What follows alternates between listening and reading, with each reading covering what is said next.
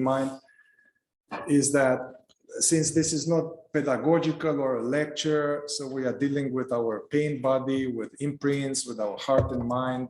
So this exercises, contemplations that we are going to evoke in us unpleasantness, most likely, it doesn't have to be, but unpleasantness in the form of some feeling or sadness or anger or some mysterious knot in the stomach or some heaviness or some burning sensations in this area where we have our emotional body. This is natural, there's nothing wrong, you're not getting sick. I think also most of you here are familiar with somatic processing. Also, it's natural to have this thing because we are in a group. So since our, let's say, auras or energy, they are mingling, so we may feel each other's stuff. That is okay. So don't panic. But the best way to do is to just be aware of this inner body, be aware of sensations, of feelings, be the witness of these things, but also be interested in those things, not just being a witness and checking out. Also, if you get like too much or something, what's called dysregulated or freaking out, or you just can't be here, then, you know, take care of yourself. There are also some room upstairs. You can go upstairs and lie down, or you can go to your car, or you can go in this room too. So take care of yourself and then come back. It might not happen, but just wanted to put it out here. It's just experiential, stirring exploration we're going to do. And yeah, so myself, I'm a therapist associate and interested in doing groups and one-on-one, as most of you know, in intensives, and founder of Circle of Being Shadow Work. And Scott is my friend and my mentor, my teacher, and I'm very happy to have him here. I discovered his work some years ago, and I started to use it more and more. And then I started to work with him as a client and then participate in his training. So I'm stoked to have him here, because I found experientially that this KI method, Killer Bee Inquiry's method, awareness-based somatic inquiry, works. It's like a sharp tool. It works better, faster, and also it has this particular quality that you can work. I mean, it's good to work with a facilitator, with a therapist or facilitator using this, but ultimately after doing that, this is meant to be portable, so you can use it on yourself. And Scott, before developing his method, he was, I guess he has a wide experience of having a lot of trauma in childhood and a lot of addiction. And then he went through them, and then he went to spiritual seeking and looking for awakening. And then he wrote several books on awakening, non-dual awareness, presence. And then part of his life journey was that he realized that that's not enough, and awakening or awakening to our true nature is not enough to clear our suffering. There may be pockets of suffering left, unprocessed rage, unprocessed trauma, and some unprocessed stuff that we or he didn't know he had, and we don't know we had. And this can lead up, even with awakened mind and heart, can lead up to chronic pain, weird addictions and stuff like that. So he developed these various modalities to unpack our so-called pain body. And he developed some very good methods to do that on regular painful things like deficiency, stories, limiting beliefs, but as well as working with trauma, and as well as some wonderful model that we are going to focus tomorrow primarily, working with addiction, compulsion, sense of lack, the new model of recovery. I think this is my little introduction. Yeah. Feel free to add anything to. No, I think you said it all. I think that's a good overview of the work. I'm just going to let you take over because we're going to go into this next area. Actually, and that's right. Actually, I wanted to so this topic is on, relational suffering, relational imprints, the topic which I came up with it, like deprogramming relational skeletons. He told me that he's not so much fan of these skeletons, but deprogramming relational skeletons. So why are we talking about this in the context of awakening, presence, liberation? A lot of these non-dual teachings, they say that, hey, don't talk to me about relationships. It's not real. Stay as the presence. So I don't know. Can you give a little context on why you think it's important to look at these relational things and how they play out in our life? A little context of why we are doing this. Yeah. How many people follow non-dual teachings? First of all, before I go into that much. Okay, pretty much everybody. So I was told that too, like when you're waking up from the self, that you wouldn't include relationship, but I had to follow my own experience, because when I was a kid, I did not develop my sense of self in isolation from other people. I developed my sense of self from the trauma and the relationships with parents, the bullying, growing up gay, which was my relationship with the world, with the church. Like, relationship is very much involved in the development of the ego. So it makes sense to me that when you're doing a non-dual investigation, you would include relationship, because that dynamic is already present in your, that's one way of explaining it. But I like to explain it like in a more human way. Is a lot of this, I've been doing this for a long time. A lot of this breaks down to our fear or resistance to feeling, right? I mean, hello, can you relate to that? Just that piece of it. So as I've done these inquiries through the years, I've recognized that that seems to be one of our most fundamental issues. Is we can't help feeling stuff. That's the other thing. It's like, and I think that's why we're all here. It's like we're in relationship of some sort, and these emotions come up. And when we were kids, nobody taught us how to just let that be. And so then we got, our minds programmed themselves into these false identities and all these things. So I do think fundamentally, because when he said, this works better, faster, my mind said, yeah, but you're going to have to feel something. Because the methods that seem to work faster, they can't have a bypass in them. So we've built this method to try to avoid the avoidance, to make little tools that open people up to the thing that they want to bypass, to avoid, rather than. So that's my own little footnote. Is I don't want to oversell this and like, this is a simple method to the Holy Grail, because you do have to feel stuff here. And that's what he was saying. We'll have stuff will come up today. Why do we do this work? I don't even think I have to answer that, because you guys are all here and you kind of know why we're here. I mean, if you're like me, until I met the non-dual message, I was trying to work my relationships out in my mind.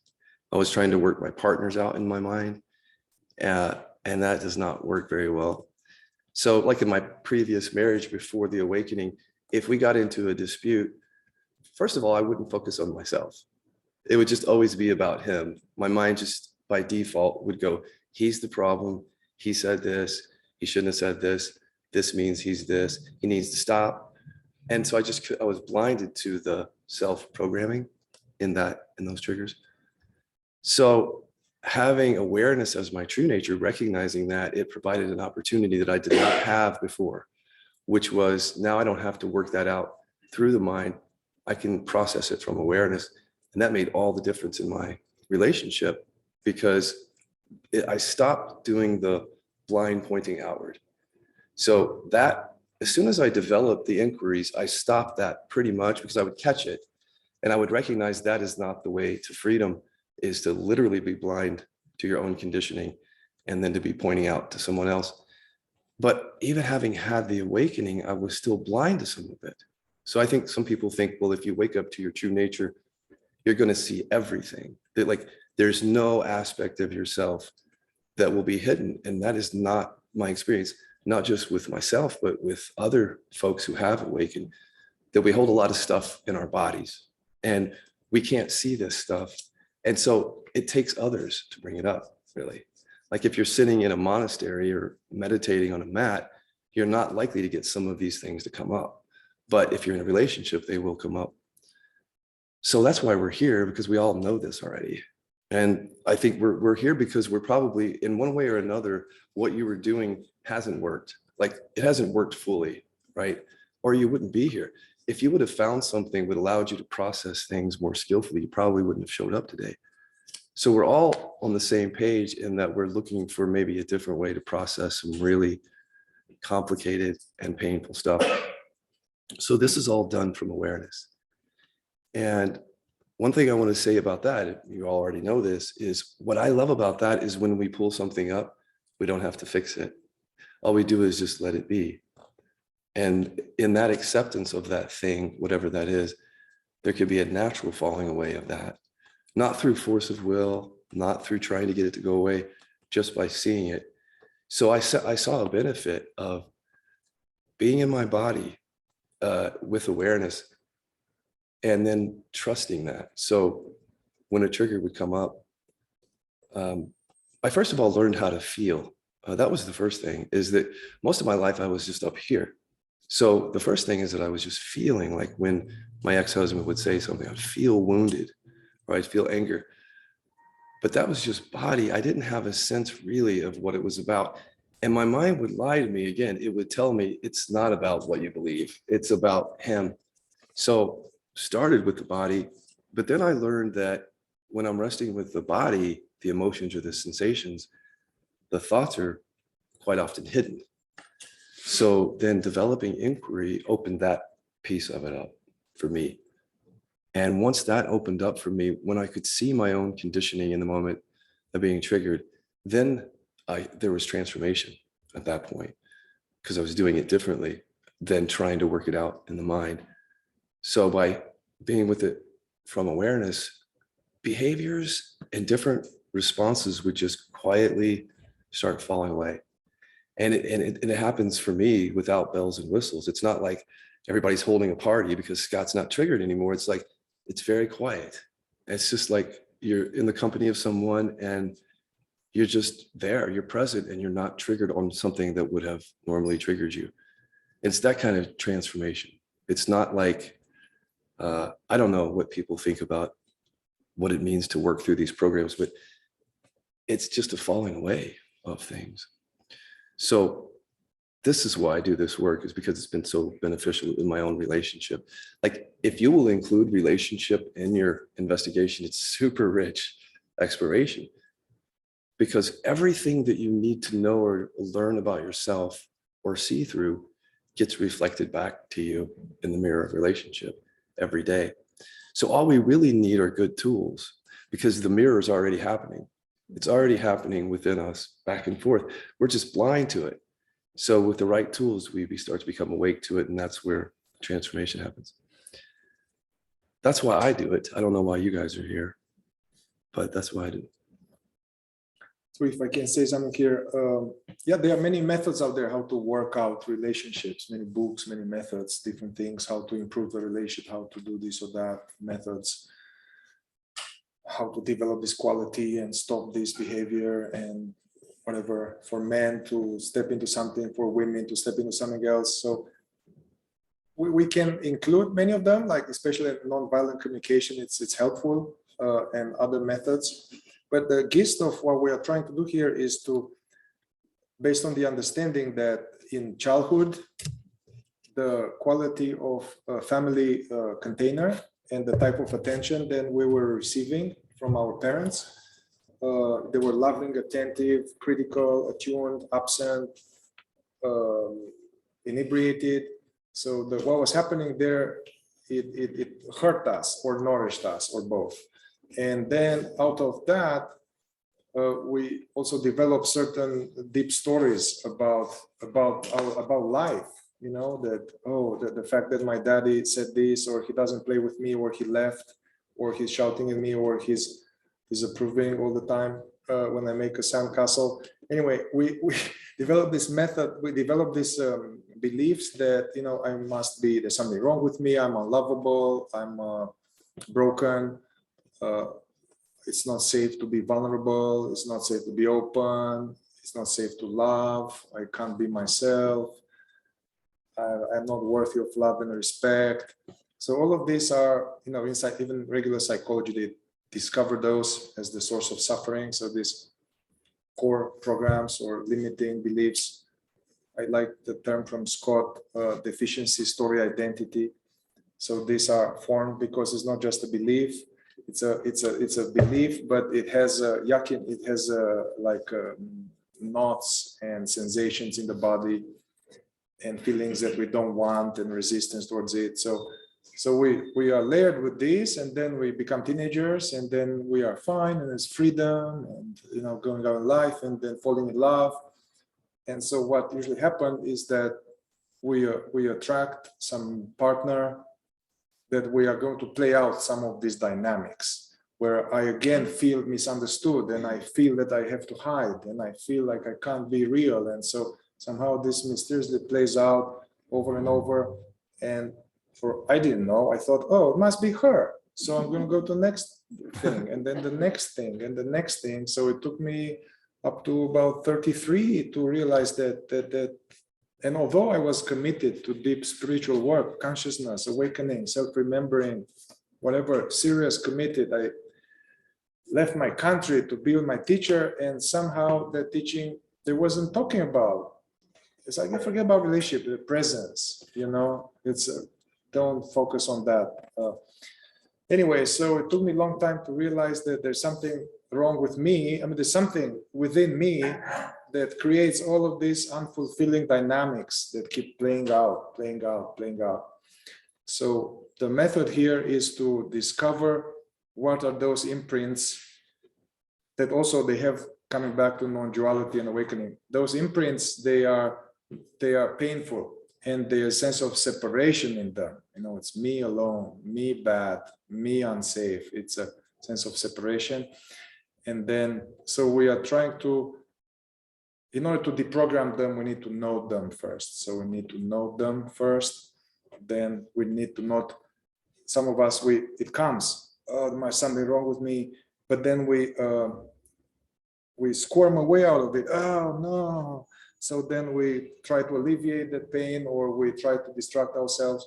So this method is to see what that is, and then start looking at it scientifically, like a research project. Looking at this belief is made up of this or that. There's memory, there's a feeling, so the deprogramming of these imprints is happening through deeply seeing them thoroughly, multiple times. It's like washing off a cloth. Let's say our body mind is like a cloth that has been stained many times, became crusty. So it's not going to get, for most people, clean right away. Like for most people, I mean, for Eckhart maybe, or Ramana, or some people, but for most people it doesn't. So somehow that cloth needs to have repeated cycles of witnessing the same thing. I'm alone. I have to hide. I don't deserve love and respect. And somehow starting to see those, and for the seeing, we see it's not true. We see it's not true at some point. We start to challenge them. We see it's not true. And then we start to realize actually the opposite is true. I can be myself. It is safe to love.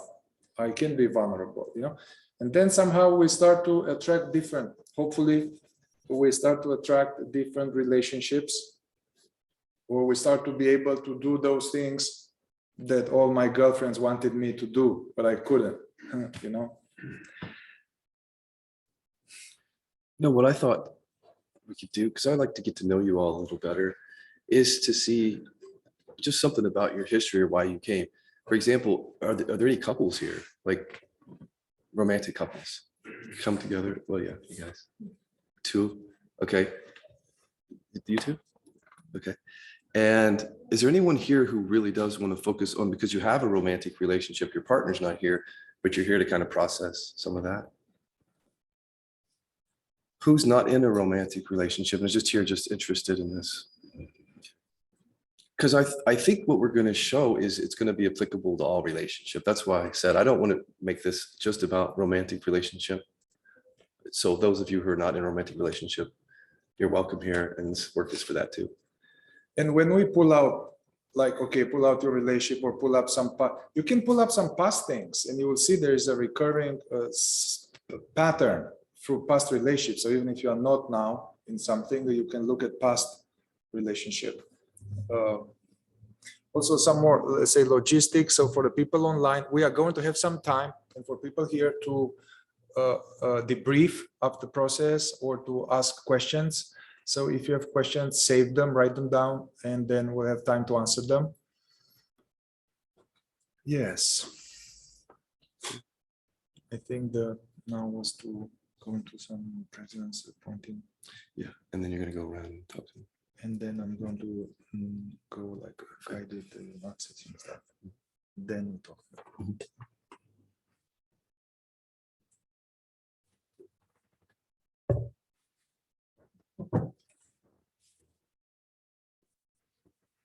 So now we are going to, before going any further, we know since this is, we start with awareness. Awareness is the ultimate coping skill and refuge.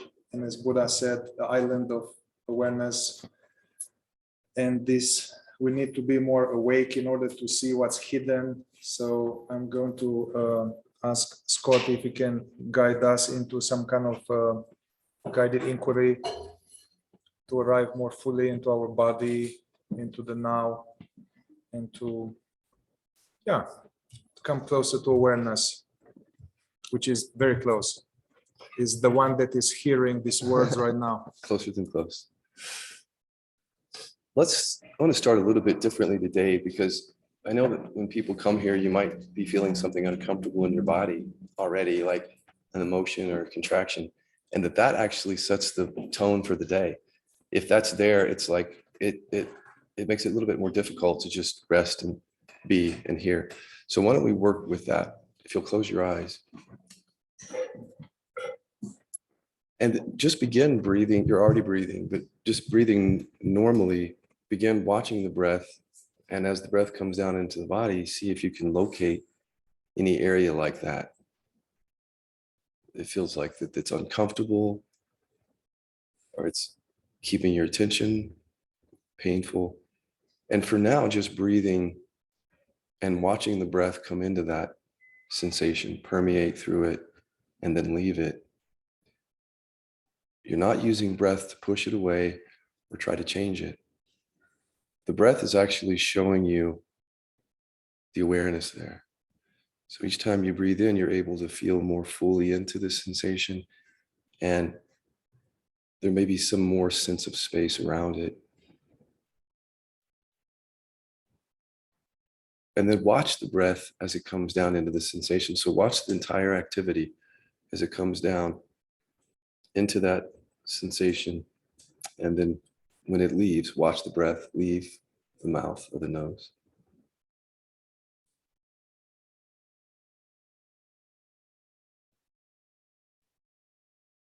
So it's going to do a little bit of inquiry, and then we're going to point to rest. Whatever you're feeling here, I want you to say to yourself, this is okay as it is. This sensation is okay as it is.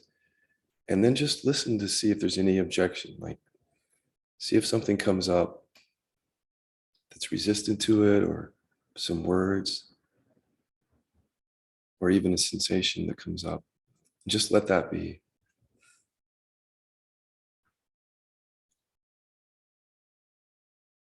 Just let the thought be there. If it's a set of words or an image, just seeing it and letting it be there. This was hiding, right? So you were sitting there, and perhaps this viewpoint of resistance or whatever was hiding. So we're plucking it out now. And then once we pluck it out, we don't do anything with that.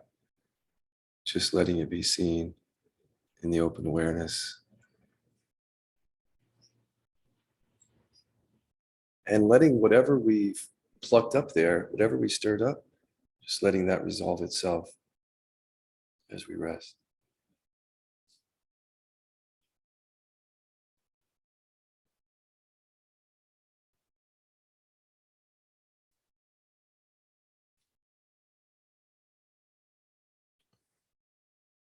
If a thought came up there, a resistant thought or something, as it settles, just bringing your attention back to that sensation, feeling into it again, breathing into it. Notice the space around it again.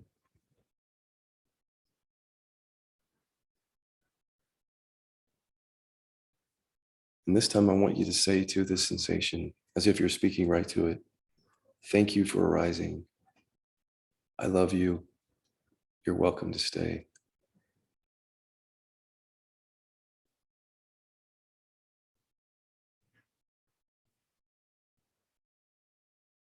So after you say that, that can reduce some of the resistance in your experience where it makes it easier just to let things be. So now I just want to point to the fact of being aware and what it's like to just let things be. So first you want to notice being aware. So for example, the same awareness that's aware of the breath or that was, if you take that attention off the breath, that awareness is now aware of the moment. But if you notice, if your mind is somewhat quieter, the moment feels like breath. It feels empty and spacious.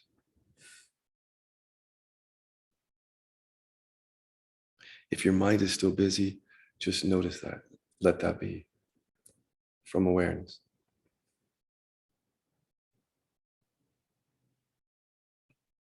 Whatever is arising, notice and let it be as it is. When I say arising, I mean words come through, images, sensation, emotion. Notice being aware as something arises. So the fact that you can notice something, like the sound of that motorcycle, is proof of awareness. Every arising proves awareness, if you notice. You couldn't even hear my voice without awareness. My voice is appearing immediately to that which is just aware. It's not thinking, it's just hearing, aware. Looking at all phenomena that way. So sounds come and go, but so do words, pictures, feelings, and sensation.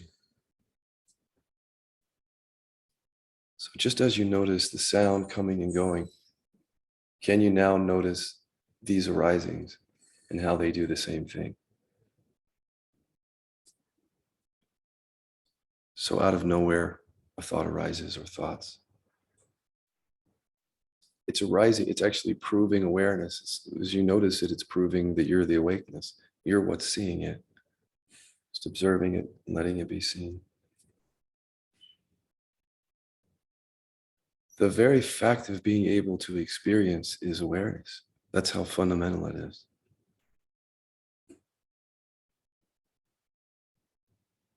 So rest here, just noticing what arises.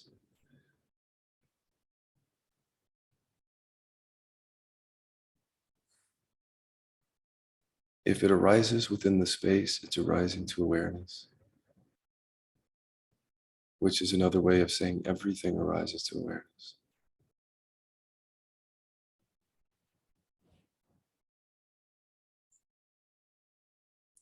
But as you're resting as awareness, in addition to noticing how things come and go, notice that the awareness doesn't come and go. You're never going to see it. You're never going to feel it. No thought is it. It's not arising. It's what's aware of the arisings, or it's the space in which the arisings happen, however you want to say that. So while you're resting here, can you get the sense of being aware that you're aware already?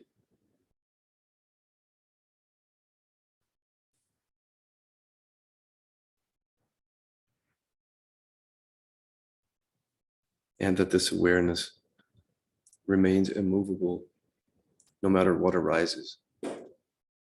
So as you just notice here, check this out for yourself. With very light arisings, like we're not pulling up trauma right now. We're just noticing whatever arises naturally.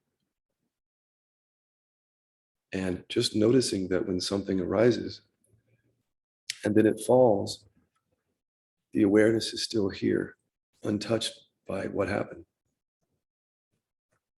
Test it out for yourself so that you don't just believe me. Hear the sounds of the cars coming into awareness and then leaving. It did nothing to awareness. Awareness is still awake and aware. That might be easier to see with sounds, but if you can turn towards the arising of thought, feeling, and sensation, you can see that, for example, if a thought arises, even if the thought arises, I don't understand what he's saying, that thought arises and then it falls and it doesn't change awareness. And you really want to verify that when something falls away, just noticing that you're still awake and aware effortlessly. All you have to do is notice that fact. And the more that you notice that, the more that that recognition is stabilized in your experience so that you know yourself as this. But for now, we're just going to be allowing things to come and go. We're going to be pulling up things that feel like they are you. The traumas, the deficiency stories. When they arise, I'd like you to remember this instruction. Can you be with them from the immovable awareness? Can you have a sort of infinite patience with what's arising and just resting as the immovable awareness the whole time? There'll be certain things that come up that are very resistant, like it's too painful. We'll help you with that. But for now, I just want you to notice how everything comes and goes and nothing destroys the awareness.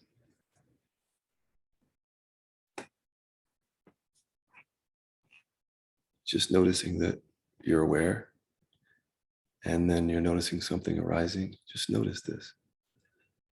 And then that thing leaves, and you check in again, still same awareness. So ground yourself as that. I ask you to sort of rest as that throughout the whole day and listen to even the teaching from that place.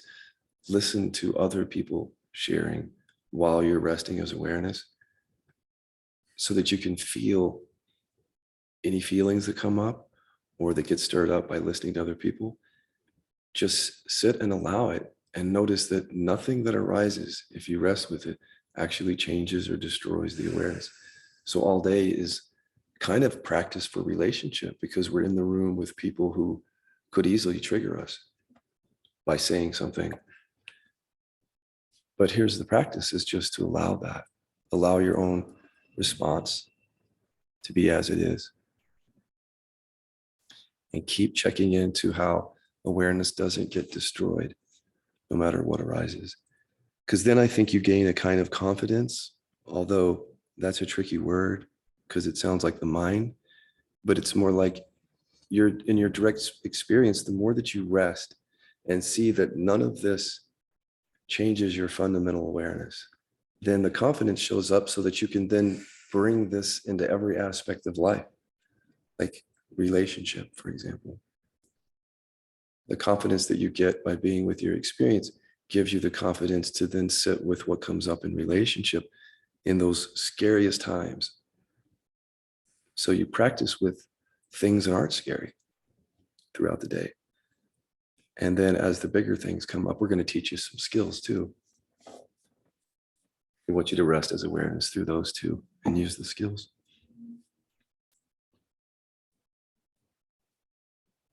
Let's just sit for a while without me saying anything, just verifying in your own experience what I've said. This is the nature of our experience, that these things are coming and going, but there's an awareness that sees them and remains unchanged.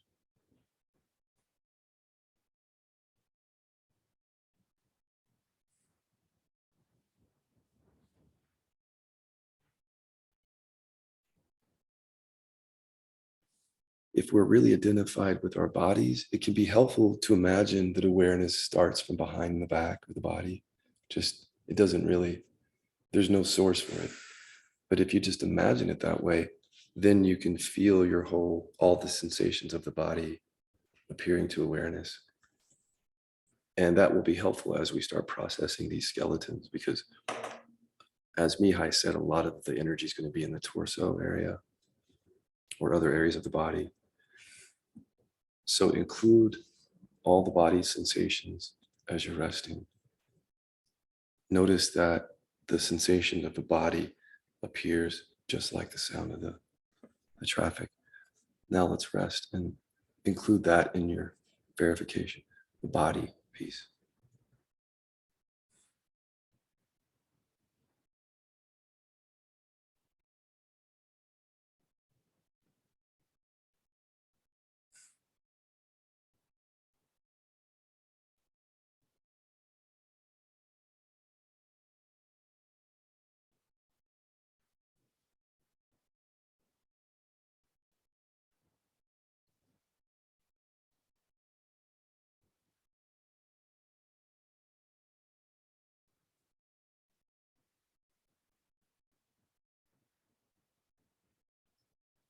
And I'm just going to say two more things here.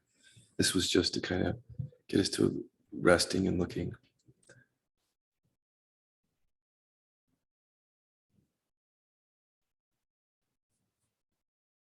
One is, you can kind of think of the body as the intersection between awareness and the world. It's actually a portal to everything that you would want to look at. If we trust the sensations in the body as you're resting with them, the body shows you where to look. You can trust it and look at what relationship issues pop up. So that's just something to keep in mind, that the body is our portal to relationship, because all the old programs from early childhood are stored there. We feel them.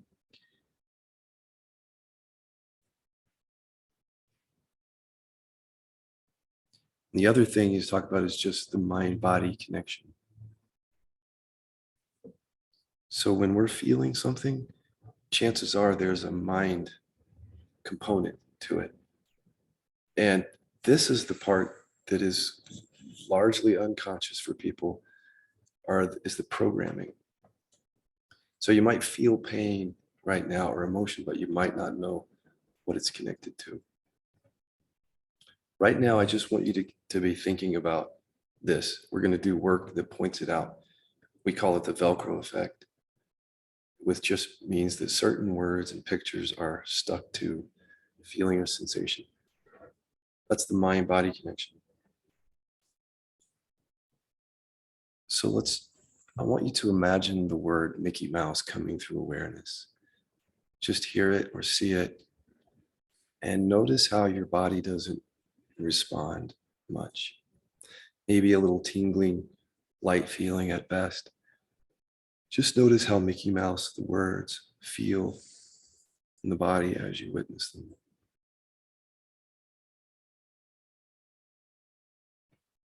So there isn't much Velcro there, probably. When you live in awareness, this is what every thought feels like, unless you're investigating some somatic stuff. All thoughts really feel like Mickey Mouse. Now, listen to the thought, my dad didn't love me, or something like that. Something that's much more personal. Witness that just for the purpose of feeling how the body responds differently to that thought.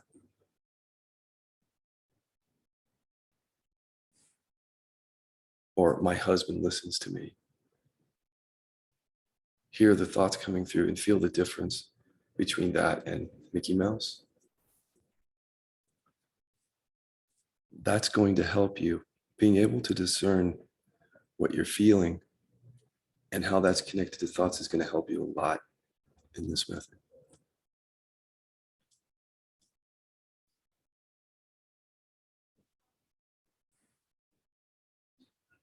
Okay.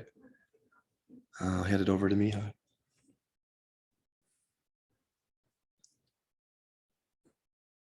So a useful trick is to, throughout this contemplation, to keep open, diffuse attention, not focusing into one thing. And if we check, we can see that we can notice whatever is happening in the belly or anywhere in the body without focusing attention into it. So having more like a global, spacious sense of awareing. And so in this contemplation exercise, I'm going to do, I will say certain things that may evoke certain content in you, in us. So your job is to simply allow whatever content comes up in response to my prompts. And the content that can come up can only be an image, a picture, arising to awareness, a memory, it's a picture, or can be a thought, which is either words or a voice, or it could be some sensation, some energy in the body. So that's what can come up. And our job is to simply notice whatever comes up and observe it without trying to change it, get rid of it, soothe it, analyze it, make it go away. Yeah, so in this sense of aware openness that is here,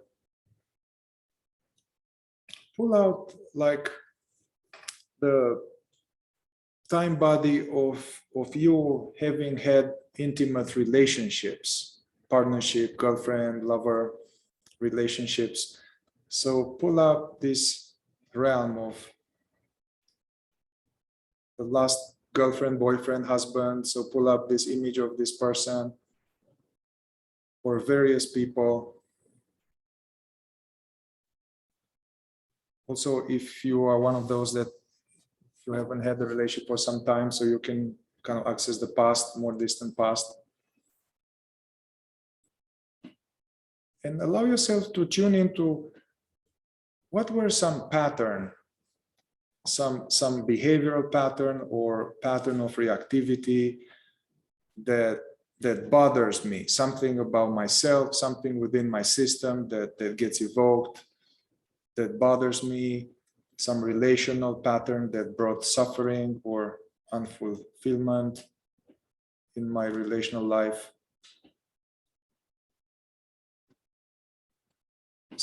Anything in our relationship that we wish it will go away and no longer experience this anymore. Some dynamic where we show up in a certain way or our partner shows up in a certain way.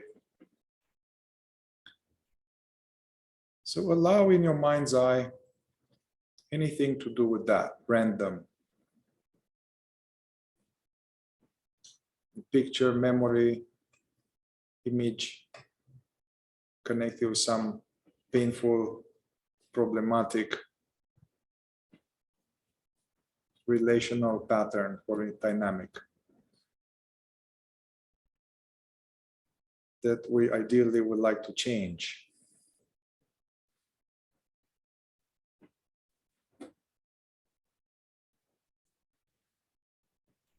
And allow yourself to tune into one or two of these things. So see what is it, one thing that you would fall into or I would fall into,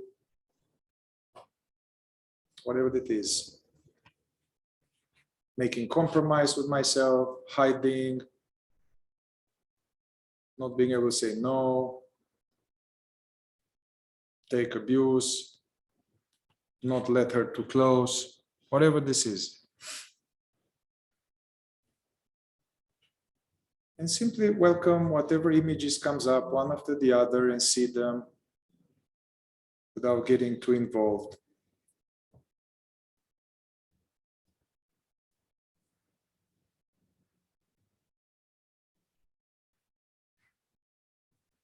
Also notice if this, what I'm saying is evokes any reaction in your body. So notice any sense of tightness or a knot or energy anywhere in the frontal line, chest, belly, throat, gut. Just notice the area and welcome that energy completely. Let it be here fully.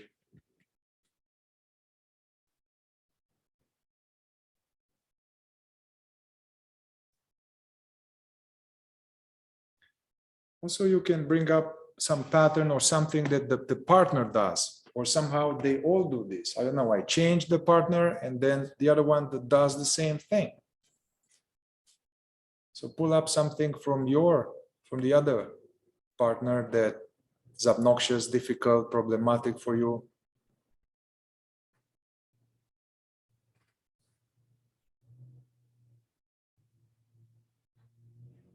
Welcome any images, memories connected with that, how it impacts you, how you don't like it.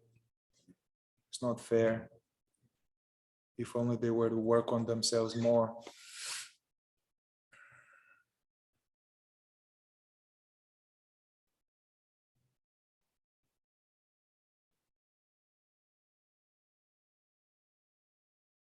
Also, some of us, we avoided relationship because it was so painful, or for mysterious reasons we avoided it. So can you welcome any pattern or any thought, anything in your body mind that says that, oh, I want to avoid this, I don't want to do this, that's dangerous. Welcome any information around how you are trying not to go there and why.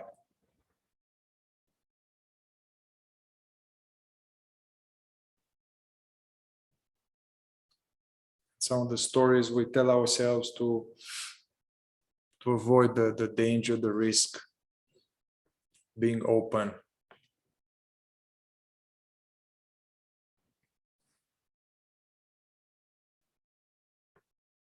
Once again, notice whatever arises in this aware space, pictures, reactions.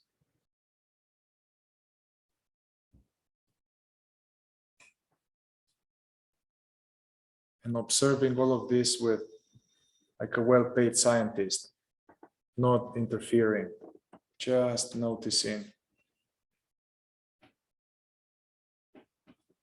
And if there's any unpleasantness in your body, notice where is it, and see if you can let it in. It's not going to kill us.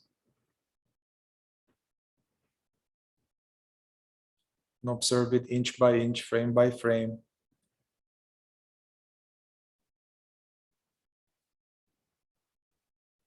You can even say this, say into the sensation,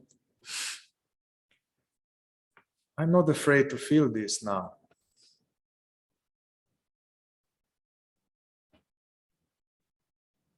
And observing, it's either some objection or we can feel more fuller.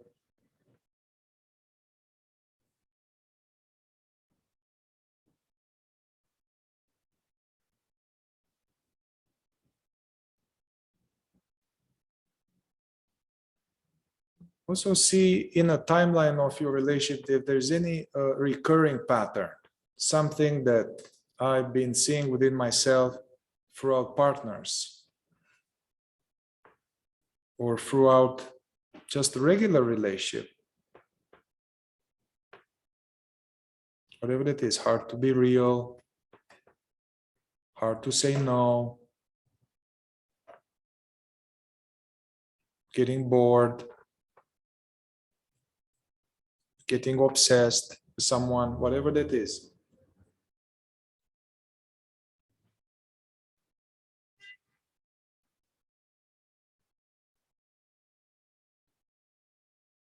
And once again, resting as that which is aware of these images, memories, reactions in the body.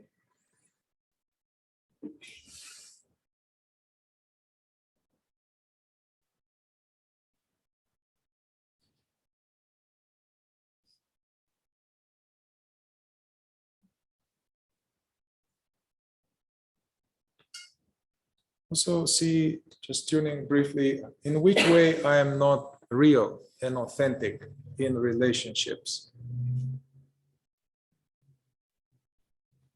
in which way I give my power away or lose myself.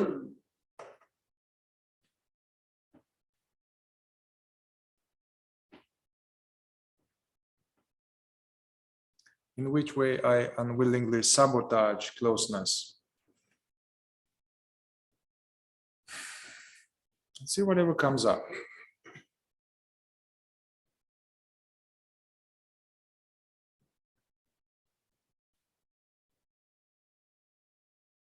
And allow any feelings or reactions about it. Like even I'm so tired of me doing this shit. I'm so frustrated about this. I've done so much work. Why? So welcome any feelings about these patterns.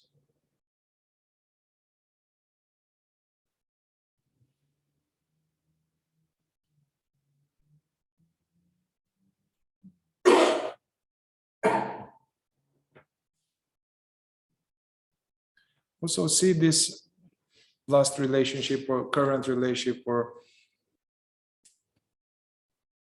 when the partner is in a way we don't like. What old story is evoked in us? What old story from childhood may be evoked?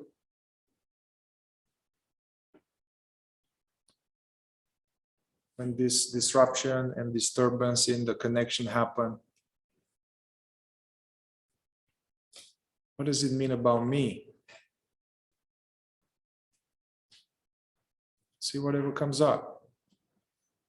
Something wrong with me, I cannot love, I'm unlovable.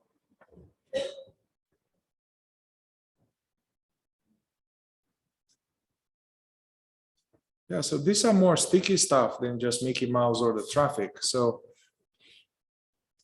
see if you can open the attention and not focus into any of these things and allow this, although they might be a little unpleasant.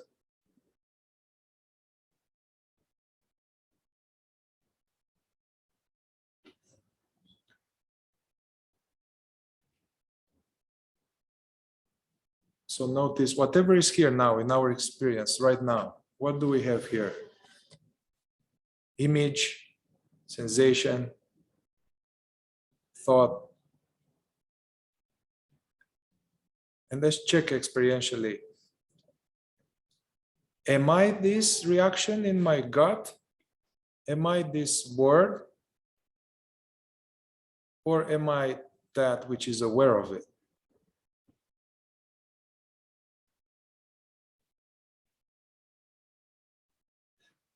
Yeah, so obviously these things will come and go even within 10 minutes. Whatever is in the chest may dissipate, but I, as this aware presence, won't dissipate. So as Scott said before, it's safe to look at these things from awareness, because awareness cannot be scratched, has not ever been scratched by any trauma we experienced.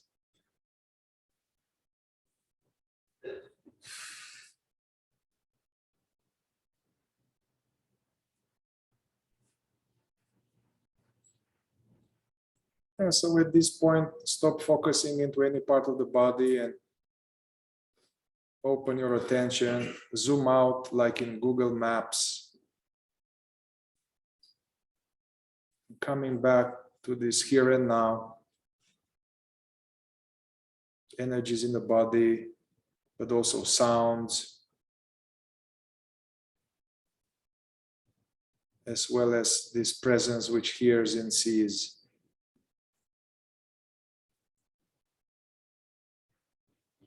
Is any residual energies in the body? Release custody over them. Let them do whatever.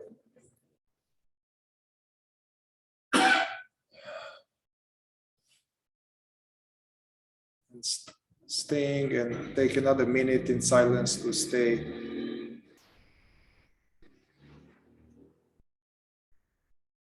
Stay as this aware silence.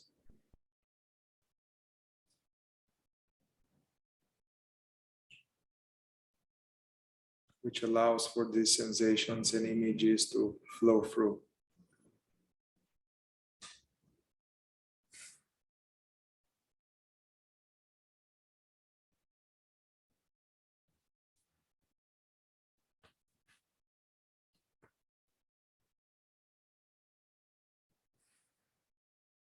And we can gradually allow this presence that we are to open the eyelids. And we don't need to, nothing needs to change. We can remain aware. The new thing is that there are visuals coming in.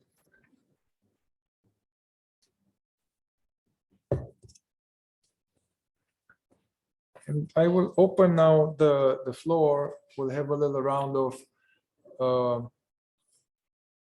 we can share briefly so that we start to understand what are our patterns. And also from my experience, we think that we are unique in our pattern and unique in our suffering. But if we hear several of us, we see there are universal patterns of wounding and universal patterns of adaptation. So bring some kind of relief to see that, oh, wow, it's kind of the same thing we're all talking about.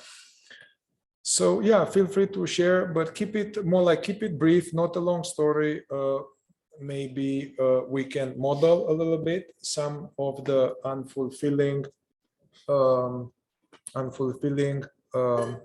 or painful patterns that come up in us, or some painful, unfulfilling dynamic that come in the relationship, or for some of us who are very good at avoiding relationship for some time, so we can share about what drives that. Or I guess for most of us is like, oh, I had so much shit when I did it, so I'd rather not. So you can speak about the kind of shit you had, and yeah, so keep it more like essential, go straight into it. Yeah, and remember to, as we are sharing it, to be aware not just of thoughts, but to be open to what people are saying, and to be open to what people are not saying, and to feel them, and to feel what's happening here. And you have something to say? Well, I was just going to say, yeah, somewhat of a time limit on the share. It's not about all the details of everything that went wrong, but just identifying your pattern and sharing it with us. And then we'll share ours too, some of ours. Yeah. Let me start a new